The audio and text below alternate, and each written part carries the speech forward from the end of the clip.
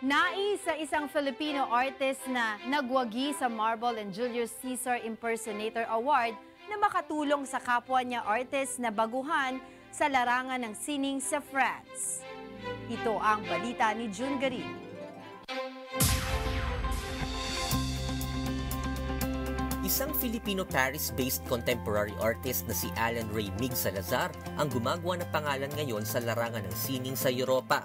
Siya rin ang kauna-unahang Filipino winner ng Marble and Gold Trophy of the Bust of Julius Caesar Imperator Award na ibinigay ng L'Accademia Italia in Arte nel Mondo Associazione Cultural in Brindisi, Italy ng June 2017 at pinagpilian sa mahigit 2,000 magagaling na artist sa buong mundo.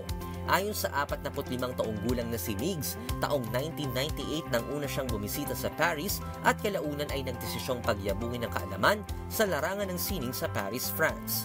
Nag-aral ng Fine Arts sa École Nationale des Beaux-Arts du Paris at nag-aral din ng brief course sa fotografiya sa Würzburg, Germany at tumira ng ilang panahon sa Venice at Florence sa Italy upang matutuhan ng Italian Renaissance art history. So I decided to follow my passion, continue my passion in art here in Paris. Kasi nakita ko na unang-una yung place is very enriching for an artist.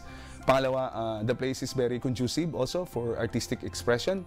Ang kakaibang estilo na nagpahanga sa mga banyaga ng obra ni Mig Salazar ay may anyo ng cataclysmic iconography na may political narrative at socio-religious portrait na may interpretasyon ng pakikitungo, paniniwala at pakikibakan ng tao. Ang iba sa kanyang obra, hinangaan ng mga banyaga at nailathala sa mga international books. So until now, I keep on promoting our Filipino art and culture in Europe. Not just in Europe, but also in Latin America and also in North America, including Canada. Taong 2002 nang makapag-exhibit si Mig sa France, Italy at Argentina.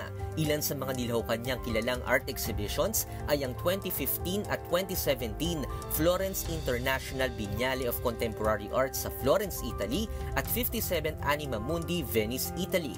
Ayon din sa international Filipino artist, advokasya niya na makatulong sa mga kapwa niya artist na baguhan at nag-uumpisa pa lamang dito sa France dahil naniniwala siya sa kakayahan at talento ng mga kapwa niya Pilipino. Naniniwala ako na malaki pa yung gagawin ng mga Filipino artists, lalo na sa Europe. The competition is very, tight. Naniniwala ako na someday we will prevail. The Filipino art and talent will prevail.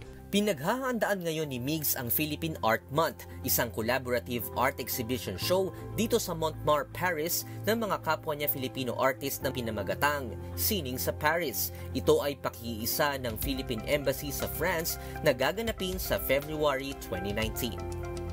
June Garin, UNTV News and Rescue, Paris, France.